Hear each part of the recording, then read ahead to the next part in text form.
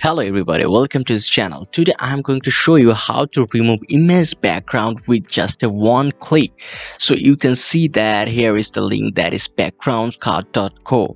But don't leave this video after seeing the website link. I have something to tell you and I have to demonstrate how to use it. First of all, you can see this is the home interface and you can see that select image or drag or drop to upload. So you can drag or drop any image here and your image will be loaded and you can proceed to the next function. So I'm selecting any image for removing the background, like this one. You can see that it's loaded and you can see that how easily after uploading the background has been removed very accurately.